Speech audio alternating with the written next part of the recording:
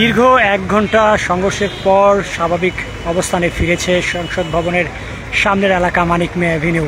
প্রিয় দর্শক, আপনাদের জানিয়ে রাখি, জুলাই ঘোষণাপত্র আজ পাঠ করা হবে জাতীয় সংসদ ভবনের সামনে এবং সেটিকে কেন্দ্র করেই জুলাই যোদ্ধারা গতকাল রাত থেকে এই সংসদ ভবনের সামনে অবস্থান করছিলেন এবং সকালে জুলাই যোদ্ধাদের একটি অংশ ভিতরে প্রবেশ করেন এবং আইনশৃঙ্খলা রক্ষাকারী বাহিনী যখন জুলাই যোদ্ধাদের ভিতরের অংশকে বাহিরে নিয়ে আসেন, ঠিক তখনই দুই পক্ষের মধ্যে আমরা দেখেছি ধাওয়া পাল্টাতে হয়েছে, সংঘর্ষে জড়িয়ে যায় দুই পক্ষ এবং তার ফলে দীর্ঘ 1 ঘন্টা সংঘর্ষ হয় এই অঞ্চলে। এবং সর্বশেষ পরিস্থিতি আপনারা দেখছেন এখন। যদি আপনাদের একটু জানিয়ে রাখি, আইনশৃঙ্খলা রক্ষাকারী বাহিনী তারা পুরো সড়ক জুড়ে রয়েছেন এবং প্রতিটি মোড়ে মোড়ে অবস্থান করছেন এবং তার পাশাপাশি জুলাই যোদ্ধারা বিচ্ছিন্ন হয়ে বিভিন্ন স্থানে চলে গিয়েছেন। সকালে জুলাই যোদ্ধাদের একটি অংশ ভিতরে প্রবেশ করেন এবং বাহিরে একটি অংশ বিক্ষোভ করছিলেন এবং বিভিন্ন স্লোগান দিচ্ছিলেন এবং তাদের দাবি আদায়ের লক্ষ্যে তারা বারবার এখানে স্লোগান দিচ্ছিলেন, অবস্থান করছিলেন। দেশের নানা প্রান্ত থেকে জুলাই যোদ্ধারা রাতে এসে জড়ো হয়েছেন এই সংসদ ভবন এলাকায় এবং এক পর্যায়ে যখন জুলাই যোদ্ধাদের ভিতর থেকে বের করে দেয়, ঠিক তখনই দুই পক্ষের মধ্যে আমরা সংঘর্ষ লক্ষ্য করেছি। দুই পক্ষের সংঘর্ষে জড়িয়ে যায়, এতে বেশ কয়েকজন আহত হয়েছে, কয়েকজন গণমাধ্যম কর্মীকেও আমরা আহত হতে দেখেছি। এবং আপনাদের জানিয়ে রাখি, আজ জুলাই ঘোষণাপত্র পাঠ করা হবে 4:30টার পর এই সংসদ ভবনের সামনে থেকে।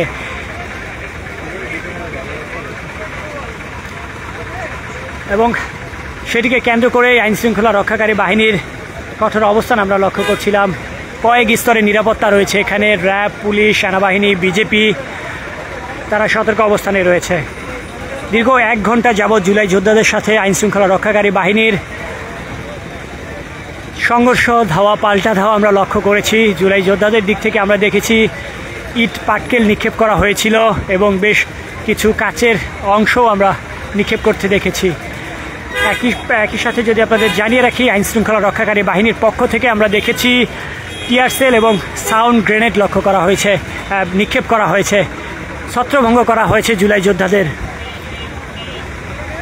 রাজধানীর মানিক মিয়া এভিনিউয়ে বেশ কিছুক্ষণ অর্থাৎ ঘণ্টাখানেক সময় ধরে দুই পক্ষের মধ্যে আমরা সংঘর্ষ লক্ষ্য করেছি। তবে ইতিমধ্যে সেই সংঘর্ষ পরিস্থিতি স্বাভাবিক হয়েছে। তবে প্রতিটি মোড়ে আমরা আইনশৃঙ্খলা রক্ষাকারী বাহিনীর অবস্থান লক্ষ্য করেছি, এখনও তারা অবস্থান করছেন। জুলাই যোদ্ধারা তাদের পক্ষ থেকে বারবার ইট পাটকেল নিক্ষেপ করছিলেন এবং আইনশৃঙ্খলা রক্ষাকারী বাহিনীর পক্ষ থেকে আমরা লক্ষ্য করছি তাদের ছত্রভঙ্গ করার জন্য টিয়ার সেল এবং সাউন্ড গ্রেনেড নিক্ষেপ করেছিলেন। এবং এই মুহূর্তে যদি আপনাদের একটু দেখানোর চেষ্টা করি, জাতীয় সংসদ ভবনের সামনে মানিক মিয়া এভিনিউয়ে আইনশৃঙ্খলা রক্ষাকারী বাহিনী এখানে ব্যাপক উপস্থিতি রয়েছে এবং পরিস্থিতি স্বাভাবিক রয়েছে। আজ বিকেল 4টার পরেই এই মানিক মিয়া এভিনিউয়ের ভিতর অর্থাৎ সংসদ ভবনে জুলাই ঘোষণাপত্র পাঠ করা হবে। সেইটিকে কেন্দ্র করেই আমরা দেখছিলাম যে গতকাল রাত থেকে জুলাই যোদ্ধারা দেশের বিভিন্ন প্রান্ত থেকে এসে মানিক মিয়া এভিনিউয়ে সংসদ ভবনের সামনে অবস্থান করছিলেন এবং সকালে এক পর্যায়ে আমরা দেখেছি জুলাই যোদ্ধাদের কিছু অংশ ভিতরে প্রবেশ করেন এবং আইনশৃঙ্খলা রক্ষাকারী বাহিনী যখন জুলাই যোদ্ধাদের ভিতরের অংশকে বের করে দেয়, ঠিক তখনই দুই পক্ষের মধ্যে আমরা দেখেছি সংঘর্ষের মধ্যে জড়িয়ে যায় দুই পক্ষ। বেশ কিছুক্ষণ সেই সংঘর্ষ হয়েছে, আমরা লক্ষ্য করেছি। বেশ কয়েকজন আহত হয়েছে, এর মধ্যে কয়েকজন গণমাধ্যম কর্মীও আহত হয়েছেন। জুলাই যোদ্ধাদের ছত্রভঙ্গ করার জন্য আইনশৃঙ্খলা রক্ষাকারী বাহিনীর পক্ষ থেকে আমরা লক্ষ্য করেছি টিয়ার সেল এবং সাউন্ড গ্রেনেড নিক্ষেপ করা হয়েছে এবং এই সংঘর্ষে জুলাই যোদ্ধাদের পক্ষ থেকে আমরা দেখেছি সেদিক থেকে ইট পাটকেল এবং কাচের অংশ নিক্ষেপ করা হয়েছে এবং দীর্ঘ 1 ঘন্টা যাবৎ সেই সংঘর্ষ চলে এবং কয়েকজন আহতের ঘটনা আমরা লক্ষ্য করেছি। তবে ইতিমধ্যে আপনাদের জানিয়ে রাখি, মানিক মিয়া এভিনিউয়ের পুরো অংশটি স্বাভাবিক রয়েছে এবং এই মুহূর্তে আইনশৃঙ্খলা রক্ষাকারী বাহিনী তারাও স্বাভাবিক অবস্থানে রয়েছে। বিকেল 4টার পরে এই মানিক মিয়া এভিনিউয়ে সংসদ ভবনের ভিতরে জুলাই ঘোষণাপত্র পাঠ করা হবে। আমরা চারজন এই যে ভাই কাজ চালাবেন না, প্লিজ ভাই, ইফ ইউ ডোন্ট মাইন্ড ভাই, প্লিজ ভাই,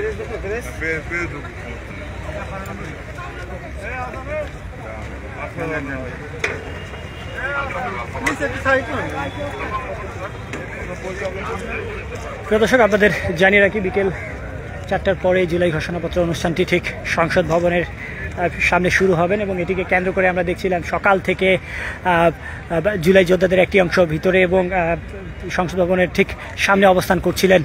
ঠিক এখানে তারা বিক্ষোভ করছিলেন এবং এক পর্যায়ে যখন ভিতরের অংশকে বের করে দেওয়া হচ্ছিল ঠিক তখনই আমরা লক্ষ্য করেছি যে জুলাই যোদ্ধা এবং পুলিশের মধ্যে সংঘর্ষ হয়। সেই সংঘর্ষে বেশ কয়েকজন আহত হয়েছে। দীর্ঘ 1 ঘন্টা যাবৎ সেই সংঘর্ষ চলে।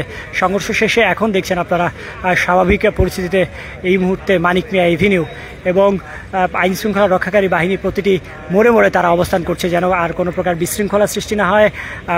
জুলাই যোদ্ধাদের ছত্রভঙ্গ করার জন্য আমরা দেখেছি আইন শৃঙ্খলা রক্ষাকারী বাহিনীর পক্ষ থেকে টিয়ার সেল এবং সাউন্ড গ্রেনেড নিক্ষেপ করা হয়েছিল। তবে এই সংঘর্ষে আমরা দেখেছি জুলাই যোদ্ধাদের সেদিক থেকে বারবার ইট, পাটকেল এবং বিভিন্ন কাচের অংশ নিক্ষেপ করা হয়েছিল।